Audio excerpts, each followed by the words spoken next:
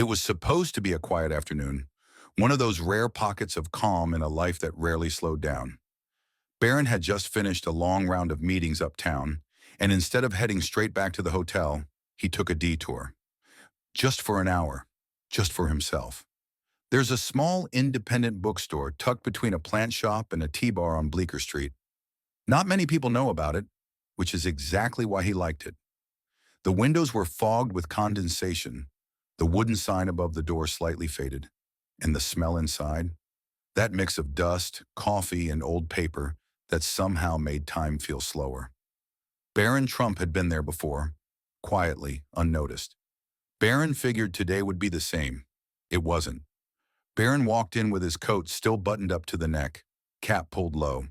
He didn't expect anyone to recognize him, not in a place like this. He moved toward the back, fingers grazing the spines of worn paperbacks, hardcovers with cracked jackets. First editions nestled like treasure between newer titles. I don't usually get time for this, Barron had thought to himself as he picked up a worn copy of a Vonnegut novel. But maybe that's the point. Maybe we have to make time for things that make us feel human. That's how he put it. He found a corner seat near a crooked bookshelf labeled Essays in Resistance. Fitting, he thought. He flipped open the book, letting the weight of the pages settle across his lap. And then, out of nowhere, it happened. A man, maybe mid-30s, stepped into the same aisle. Loud, purposeful, like he wanted to be overheard. "Well, this is rich," the man said, his voice too sharp for a space so quiet.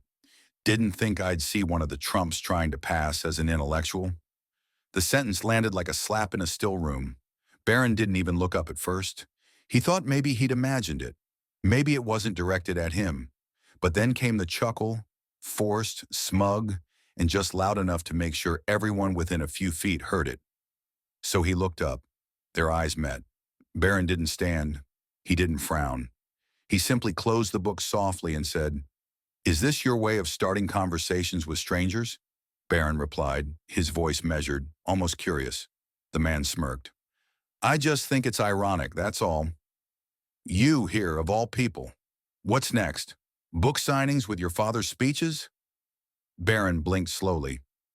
"You don't know me," he said, "but you seem really committed to pretending you do."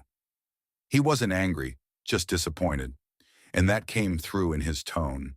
The man crossed his arms, ready to fire back. "I know enough. You represent a legacy of privilege. You walk in here expecting people to forget who you are just because you're holding a paperback?" "No," Barron said calmly. "I walk in here hoping people might remember I'm also a person." The room had gone quieter. A few customers pretended to keep browsing, but their eyes betrayed them. They were listening. Barron could have left. Could have thrown a line, raised his voice, matched the energy thrown at him. But he didn't, because something in the man's voice, it wasn't just anger, it was grief wearing a mask. "You sound like someone who's been hurt," Barron said, his voice softer now, "and you want to aim that hurt somewhere easy. I get it. But if you came here looking for someone to blame for everything that's broken in the world, I'm not that guy. I can't be." The man looked stunned, just for a second, as if the script he'd prepared had suddenly gone off course. "You think saying that makes you noble?" he asked, more unsure now. "No," Barron said.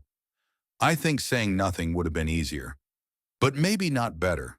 The man didn't reply after that. He just turned, muttered something unintelligible under his breath, and disappeared behind the poetry section. Barron sat there for a moment, book still in hand. The silence in the room felt different now, heavier but also clearer, the way air feels after a storm. He didn't feel victorious. He didn't feel defeated either. He just felt awake. Later, as he stepped back outside into the cool gray air of the afternoon, Barron pulled his coat tighter, not because of the cold, but because of everything that had just unfolded inside that bookstore. The conversation, the silence that followed, the stares, the assumptions, and maybe more than anything, the reminder. We live in a world that's constantly speeding up, one that loves to simplify people so we can move on to the next controversy, the next opinion, the next person to judge. We turn full lives into fragments, complex human stories into headlines, avatars, labels. We pretend to know someone based on a soundbite, a surname, or a moment they didn't ask to be in. And standing there on that gray sidewalk, watching strangers pass by with their own unseen weights, Barron realized how easy it would have been to carry that stranger's comment with him like a stone in his chest, to let it sit, fester, harden him. But he hadn't. He had chosen differently. Not because he needed to be the bigger person, but because he had come to understand something most people never do. When we react from hurt, we stay trapped inside it. When we refuse to become what people expect us to be, we reclaim a kind of power they can't touch. And maybe that's why, in that quiet moment, he said something out loud, just barely, almost like he was reminding himself, but also offering it to the world. Being born into something doesn't mean you are that thing, Barron said, his voice low, steady. We are all more than the worst assumptions made about us, or at least, we should be. He looked down the street then, watching the city breathe around him, the traffic, the rhythm, the rush. All those lives intersecting, each one holding stories no one else could fully see. And he wondered how many of us are walking around misjudged, misunderstood, and worse, how often do we do the same to others without even realizing it? Because maybe the real question isn't how others define us. Maybe the real question is, when the world decides who you are without asking, will you let them be right? What does it cost us to give someone a moment of grace? As Barron walked out of that bookstore, he didn't leave with applause or validation. There were no cameras waiting, no headlines spinning the story. But what he did leave with was far more valuable, a quiet clarity that he had chosen character over ego, restraint over reaction. And that's the part we often forget. We're so used to measuring our worth by how quickly we can clap back, how sharp our words can cut, or how many people nod in agreement when we fire off a clever insult. But sometimes the real strength shows itself in the choice not to engage, in the moment we decide that preserving our peace matters more than proving a point. So think about it for a second.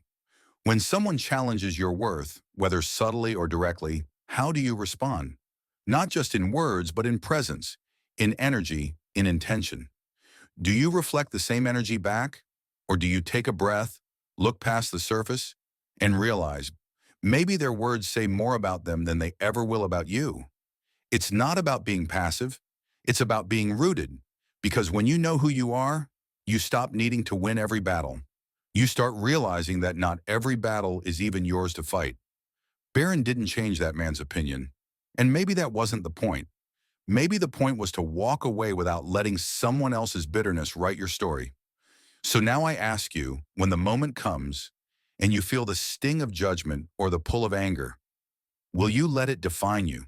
Will you shrink into it or rise above it? Because in the end, it's not the loud reactions people remember. It's the quiet strength, the grace in choosing not to become the very thing you're being accused of. And that's where your real legacy begins. Let's keep the conversation going. Subscribe, share, and drop your thoughts below. Your perspective is valuable and might inspire others.